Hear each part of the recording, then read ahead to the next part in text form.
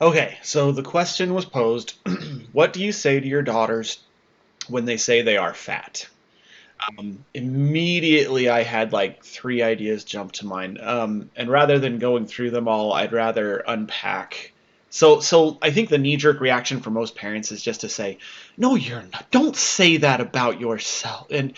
Um, and while I don't think that's the worst approach, I don't think it's the best approach either. And hear me out. Here's why. You got to figure out why they're saying that. If you just tell them, no, you're not, then what you're doing is you're stacking your opinion up against whatever opinion they've developed, regardless of why they developed that opinion or how they developed that opinion.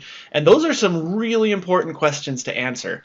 Why did they develop that opinion? How did they develop it? So I think um, a better approach when they say that is to say, why would you say that? Why would you say that you're fat? What makes you think that you're fat?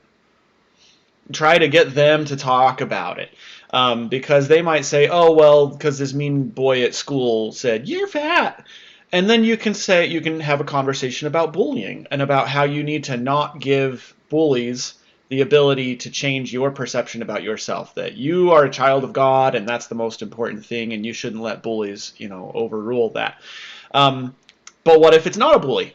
What if it's like, I've seen the other girls my age, and they're so skinny, and I'm not, because that's a real thing. And then at that point, you, as the mature adult parent in this situation, you need to be able to be honest with yourself and with your kid, and to say, are they getting in this anorexic mindset where they actually aren't fat, but they think they are. And Jordan Peterson has some really good material about this, where he had a client where she just thought she was so fat, and he said, "Let's do this experiment." And they sat on a piece of paper and outlined the width of their thighs. And he said, "Whose thigh do you think is going to be thicker, yours or mine?" And she said, "Well, mine." And they did it. They did the experiment, and hers was thinner than his. And she just sat there in silence. She couldn't believe it. She couldn't believe that her thigh was actually thinner than Jordan Peterson's. And so you have to figure this out. If she's not actually fat, but she's looking at other kids and saying, "Oh, I'm fat," that this might be something that you have to work through mentally with her. Now, here's the hardest situation of them all. And this is where I'm definitely wearing my dad hat, and I think that every mom, not every mom, but a lot of moms on the planet would, get their torches and pitchforks for saying this. But what if she is kind of big?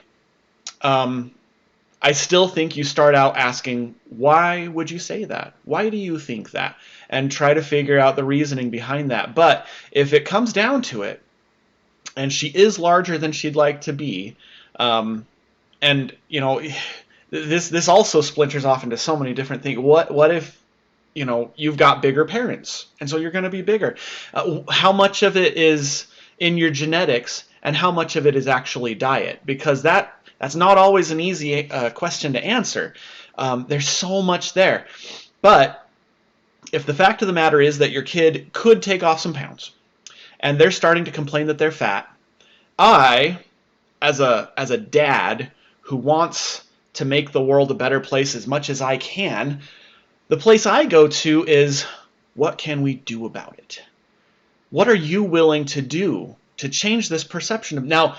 Danger, because if there is a mental problem going on up there, and you say we're going to fix this, and we're going to work out, and we're going to eat healthier, you might not fix the problem at all if the problem is this anorexic mindset where they actually can't see how skinny they are. Because, yeah, if they start from a fat place and they start working on their diet and their exercise and they get to a skinnier place, they may not see the progress if there's other things going on in there. So I think that it's smart to regularly check in and have some honest conversations and say, look, I've made some progress here, but things aren't so good there, and so what can we do about that? And if it comes down to the point where the only thing left to do is to work on your mental state, well, then that's what you've got to do. But I think that if there is physical work that can and should be done, that we shouldn't delude ourselves and lie to our kids and say, you're not, don't say that about your. Well, if it's true, then maybe it's something that should be addressed.